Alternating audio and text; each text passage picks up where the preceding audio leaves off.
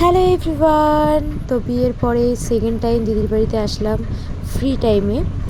আর এসেও আমরা সকালবেলার দিকে এসেছি 12টার দিকে, আর তারপরে সন্ধ্যাবেলার দিকে মানে বিয়ের পরে আমার খাওয়া দাওয়া ছিল, তারপর সন্ধ্যাবেলার দিকে একটু আমরা ক্যাফেতে ঘুরতে এসেছি। তো আমি এখানে বলছিলাম যেটা পতঞ্জলি ক্যাফে, কারণ এখানে চারিপাশে এত এত এত গাছপালা, মানে এত সুন্দর জায়গাটা, মানে আমার খুবই পছন্দ হয়েছে। এটা হচ্ছে অশোকনগরে। তো আমরা ফার্স্টে একটু কফি আর চা, তারপরে জল, এগুলো জাস্ট যে যার মতো খাবে সেগুলো নিয়ে নিয়েছি।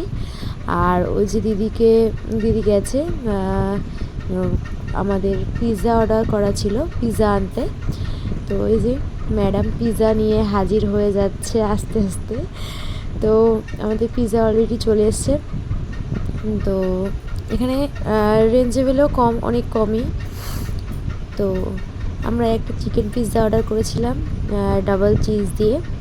এই যে আমাদের পিৎজা চলে এসেছে। তো তারপরে পিৎজা খেয়ে এখান থেকে গেলাম একটু আইসক্রিম খেতে, একটু অরুণ আইসক্রিম খাবো তাই জন্য। তো আইসক্রিম খেয়ে তারপরে আমরা বিরিয়ানি খেতে চলে গেলাম রাত্রের ডিনারের জন্য, মানে বাড়িতে নিয়ে যাব। তো এইটুখানি ছিল ব্লগটা।